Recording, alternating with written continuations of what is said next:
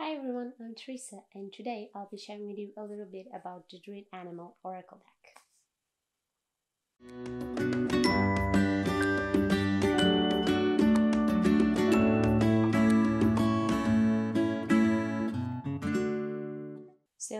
I got hold of this deck through a friend, and I gotta say I was surprised by it.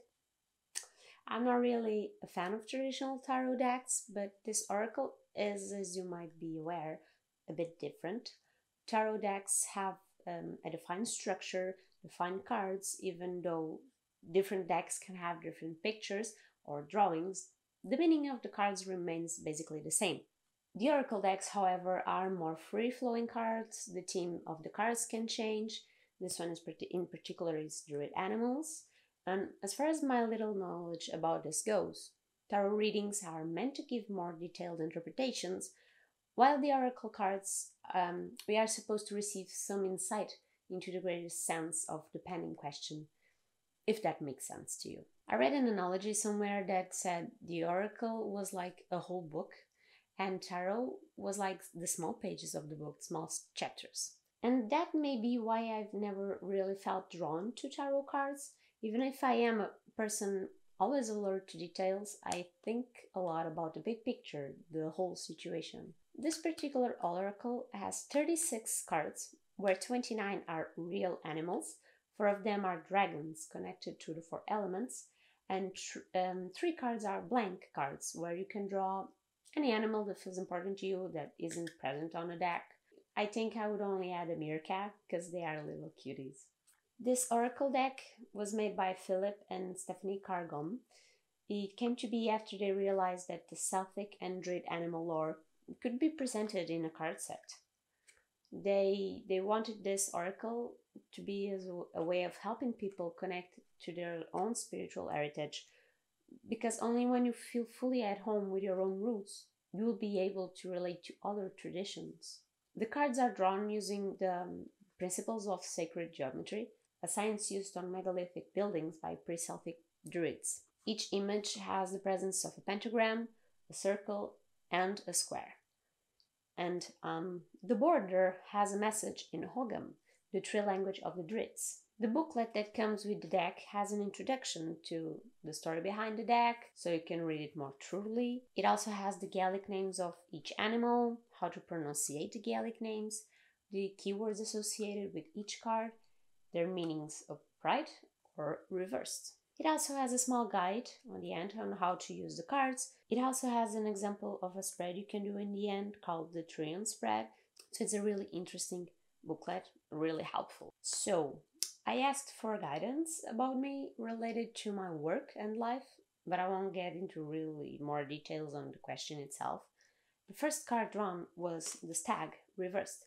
On this spread, the first card is meant to represent the cause or motive behind a situation or event. The stag has the keywords of pride, independence, and purification. By being reversed, this card is telling me that my pride might be keeping me from enjoying my life and evolving, and that I'll need to sacrifice or purify something in my life in order to move on. This does make a lot of sense to me because I more often than not put others' priorities in front of my own. I'm constantly helping others around me, and then I feel that my pride won't really allow me to ask for help. My pride won't allow me to take risks that my heart wants to take with fear of failure. The second card I've drawn was the wolf, reversed.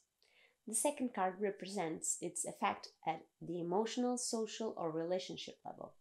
The keywords of the wolf card are intuition, learning, and the shadow. This card reversed means that I need to learn to be alone, to face my fear of loneliness, learn to explore my shadow, and dealing with that side of me that is called by my fear of loneliness. But even learning to be alone, I'll have times of companionship, so I won't really be a lonely person. This speaks volumes to me. As an anxious person, I'm constantly afraid of being alone with myself and my own thoughts. I'm afraid of my mind, even though I can recognize its potential that is dormant. The third card that I got was Air Dragon, also reversed. The third card is meant to represent its effect at a physical level, the manifestation of on the body or on the concrete tangible world. The keywords for the art dragon are inspiration, insight, and vitality. And my reading of this card is that I might be allowing myself to be a slave of an idea, of a belief system, and contacting with the spiritual energies can stimulate my intellect, which can lead to delusion. So I'll need to do a frequent reality check on the world of relationships, practicalities, and well, this one is the hardest for me to grasp. It might make sense considering the fact that when I have an idea, a goal, I can ignore it for the sake of others, or if I go back to the first part, for being afraid of failure. But I never ever let that idea go.